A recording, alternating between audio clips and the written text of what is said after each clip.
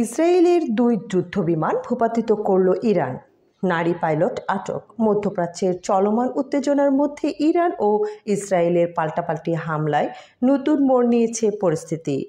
ইরানের হামলায় ইসরায়েলের ২টি যুদ্ধবিমান ভূপাতিত হয়েছে বলে দাবি করেছে দেশটির আধা সরকারি সংবাদ সংস্থা মেহের নিউজ।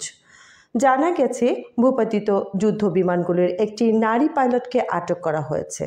তবে ইসরায়েলের সেনাবাহিনী এই দাবি অস্বীকার করেছে। তারা বলেছে তাদের কোনো বিমান ভূপাতিত হয়নি এবং কোনো সেনা সদস্য নিখোঁজ বা বন্দী হননি। এর আগে শুক্রবার ১৩ জুন ভোরে ইসরায়েলি বিমান বাহিনী অপারেশন রাইজিং লায়ন নামে একটি বড় ধরনের অভিযান চালায় ইরানে। এতে দেশটির বেশ কয়েকটি পরমাণু স্থাপনা, ব্যালিস্টিক ক্ষেপণাস্ত্র নির্মাণ কারখানা এবং সামরিক কমান্ডার সেন্টারের হামলা চালানো হয়।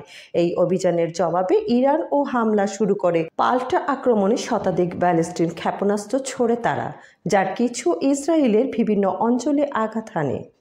টাইমস অফ ইসরায়েলকে দেওয়া এক সাক্ষাৎকারে ইসরায়েলের এক নিরাপত্তা কর্মকর্তা বলেন, ইরানি মোসাদ এজেন্টরা গোপনে একটি ড্রোন ঘাঁটি স্থাপন করেছিলেন, সেখান থেকেই পরিচালিত হয় হামলা। এতে ইরানের বিমান প্রতিরক্ষা ব্যবস্থার একটি বড় অংশ ধ্বংস হয়ে যায় বলে দাবি করা হয়। ইসরায়েলের হামলায় ইরানের এখন পর্যন্ত অন্তত ৭৮ জন নিহত এবং ৩২৯ জন আহত হয়েছে। দেশটির রেভলিউশনারি গার্ড পরিচালিত সংবাদ মাধ্যমগুলোর তথ্য অনুযায়ী বাস্তব হতাহতদের সংখ্যা আরও বেশি হতে পারে।